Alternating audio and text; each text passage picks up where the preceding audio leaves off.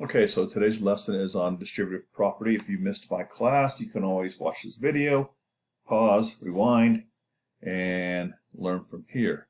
So, open up the distributive property PowerPoint. You have access to that.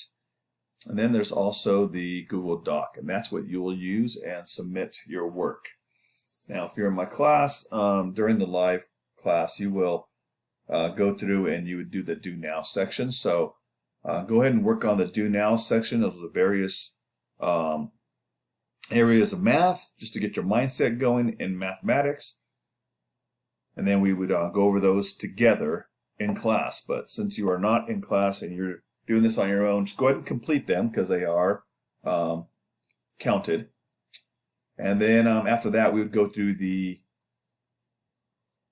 word of the day, the content objective, and the language objective. All right, so the word of the day is distributive property, what we're working on. And you should be able to apply these to understanding important parts of math.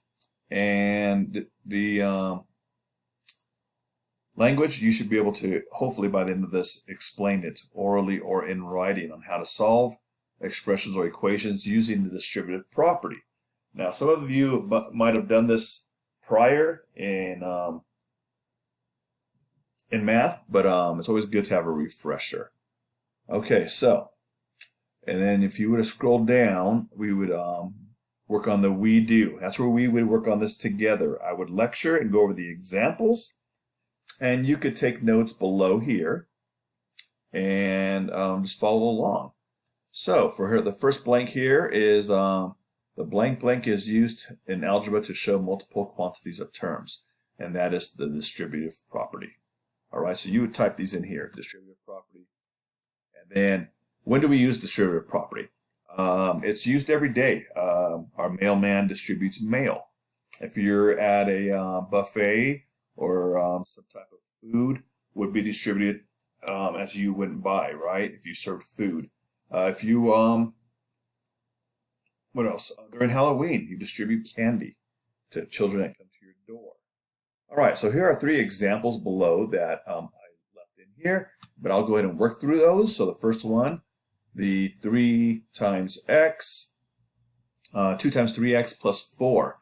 Now, each one of these is called a term. You have 3x and you have a 4. The difference is the 3 is the coefficient of the variable x, and that is one term, and then your 4 is a constant number all by itself. So we cannot put those together as in PEMDAS because when we're working in parentheses, they have to be like terms.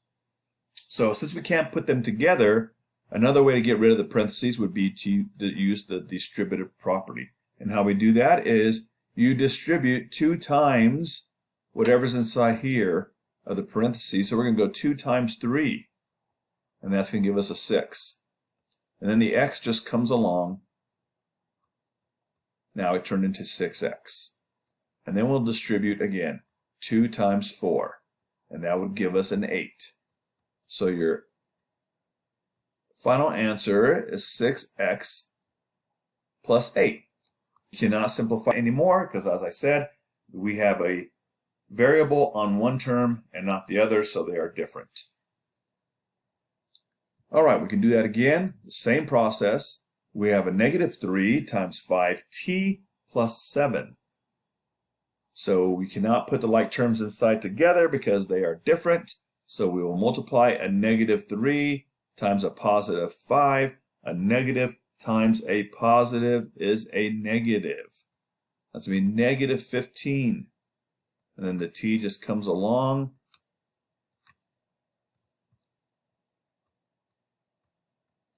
And then negative 3 times 7.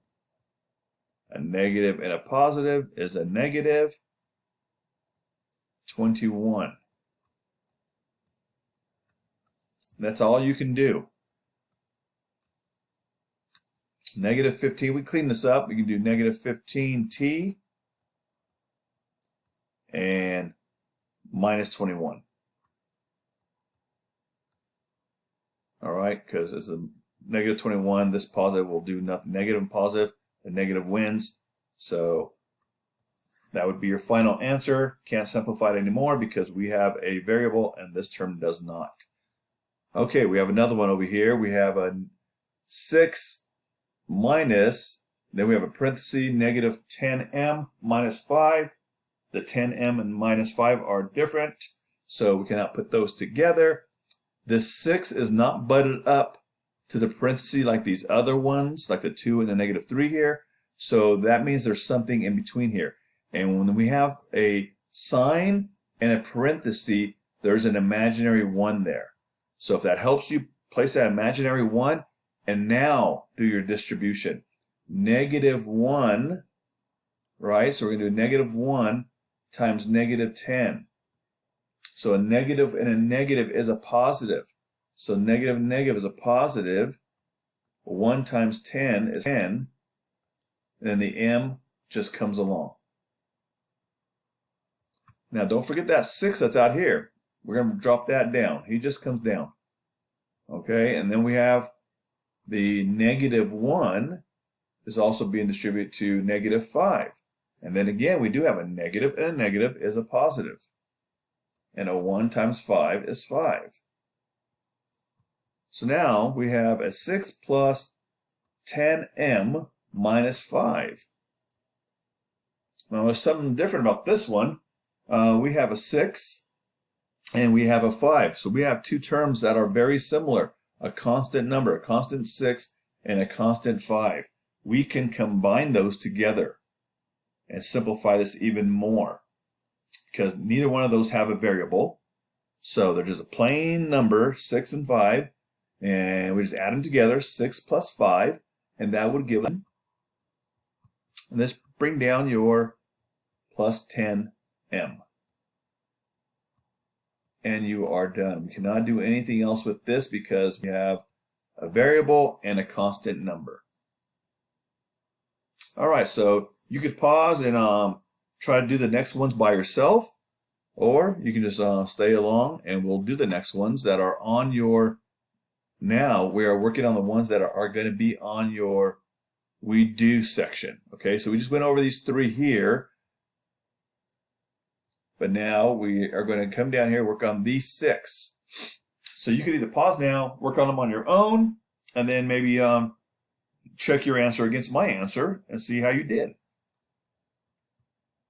If not, I'm going to continue. Okay, so we have 3 times the quantity of 5 plus 7. And I have this written twice because there's 2 ways we could solve this. The first way we could solve it is, hey, we have no variable in here, so these 2 terms can be put together. So we have a 5 and a 2, and if you add those together, you get a 7. So we can put that together, and then just bring the parentheses down, the butt up to 3 next to it, and now distribute 3 times 7. That gives us a 21. Now, there's another way you could do that. You could distribute to both. You could do 3 times 5, and that would be 15.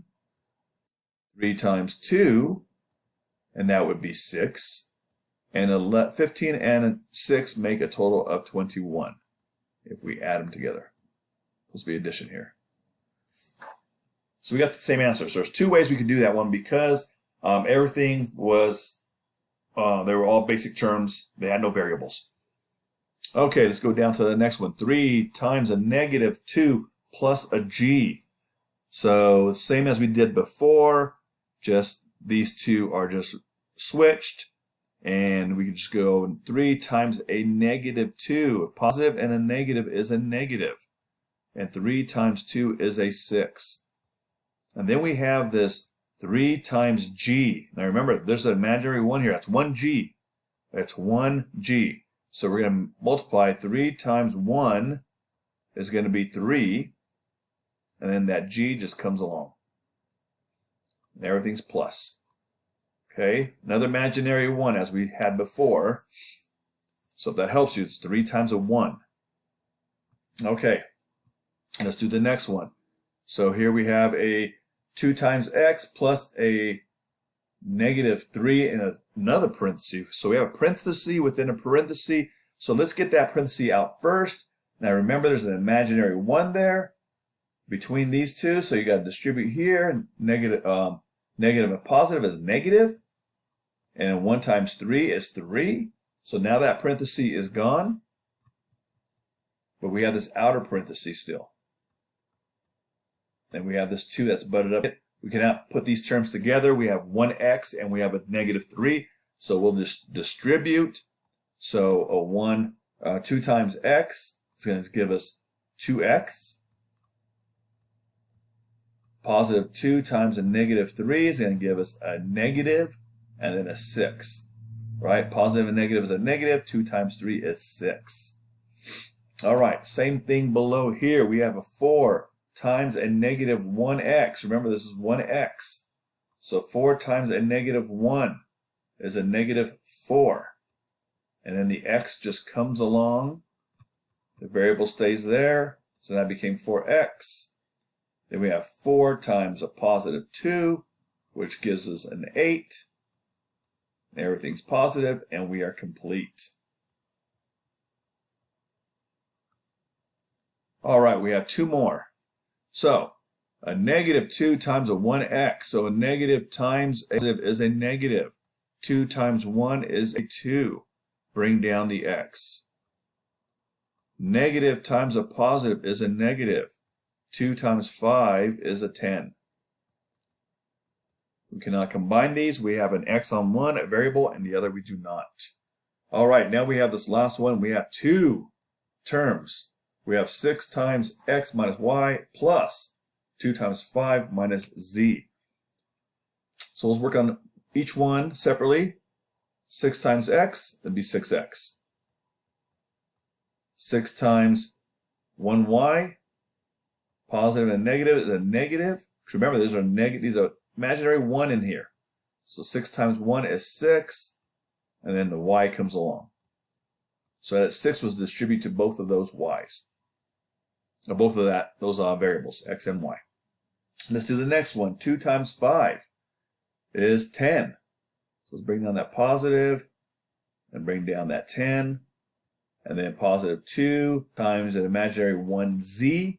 Positive and negative is a negative 2z. All right, so now we can look and see, can we put any of these together? No, we have a 6 and an x. We have a 6 and a y.